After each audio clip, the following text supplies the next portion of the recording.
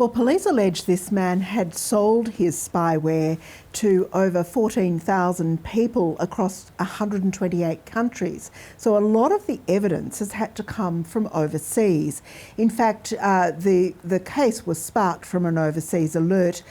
A security company noticed there was something going on a while ago and passed it on to the FBI, and the FBI passed it on to Australia, so to the Australian Federal Police, and then there was a worldwide investigation, and there were in fact raids in 2019 across several countries, and quite a few arrests, and that included Australia, of course, but it's not been until now, of course, that the person who developed the spyware has faced charges.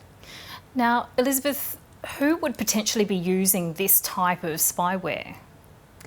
Well, from the Australian list of who was identified, it appears mostly people on domestic violence orders.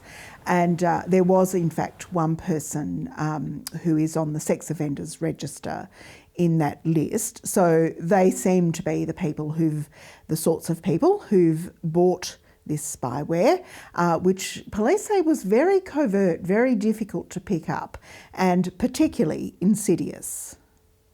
It could be installed on a victim's device without their knowledge, and it allowed an offender to monitor their device, gain access to their files, access to their webcam without the victim's knowledge. So it's a really insidious tool that can really support a range of criminal activity.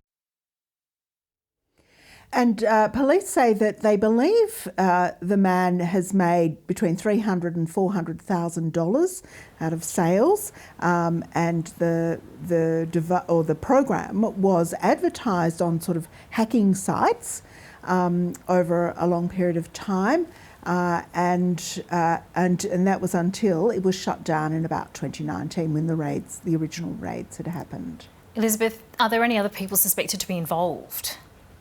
Well, one other person has been charged, and that's this man's mother, who's been charged with dealing with the proceeds of crime.